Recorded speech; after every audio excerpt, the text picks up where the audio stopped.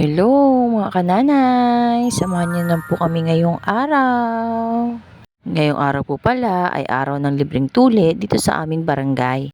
Maaga na kaming gumayak at hinandaan ko na rin siya ng kanyang susuotin. Para kako maaga na kaming makapila, pero ang totoo niyan mas may maaga pa pala sa amin. Hindi na rin masama kasi nasa bandang unahan pa rin kami. Sa dami ba namang bata na pumila at umaasa na makaabot sa first 100. Pero nagpapasalamat pa rin ako dito sa aming barangay, sa aming mayor at sa aming kapitan na may mga programa silang ganto na libreng tuli. Ganon din sa mga kawani ng aming barangay na nagsagawa ng mga libreng tuli. Maraming salamat po sa inyo. At ito na nga, habang pinagmamasdan ko yung mga bata, nakikita ko yung kaba sa kanilang mga mukha. Buti na lang may kasama yung anak ko, yung aming kapitbahay, kaya may napaghuhugutan sila parehas ng kanilang lakas ng loob. Andyan din yung mga nanay, tatay, lolo't lola na todo suporta. Ito na nga, swerte ng mga batang to kasi libreng tuli na nga, may libre pang pagkain.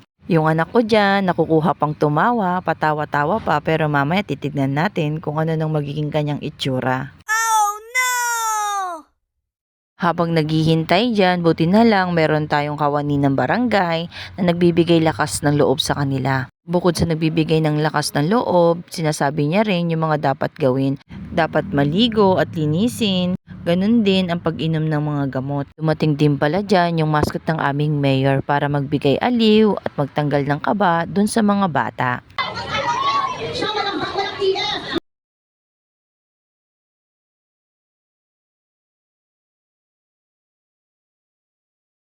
Kita naman sa mga mukha ng bata na natanggal yung kanilang mga takot at naaalo sila dun sa mascot.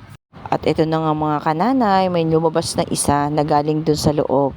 Sila yung mga unang sinalang sa libreng tuli. In-interview nga siya dyan mga kananay para magbigay lakas para dun sa mga susunod pa na isasalang para sa tuli. Nasa loob na nga yung anak ko dyan at hinihintay ko na siya dito sa labas. At yun ang mga kananay, lumabas na siya dun sa kwarto kung saan sila tinuli. Kinumusta ko nga siya kasi paglabas niya na parang walang nangyari. Kung masakit ba o umiyak ba siya dun sa loob kasi namumula yung kanyang mga mata. Ang sabi niya hindi daw, mainit lang daw dun sa loob. Hindi nga. O yan pa nga, may painom-inom pa nga siya at paturo-turo at pa-okay-okay. Tignan lang natin mamaya pagdating sa bahay. Kung mawala na yung epekto ng anesthesia at kung mag-aray-aray. Pero sa tingin ko naman malakas tong loob ng anak ko. Kung baga mataas yung tolerance niya sa sakit. At ito na, pagdating namin sa bahay, syempre, bagong tuli, pabebe na siya sa kanyang kuya.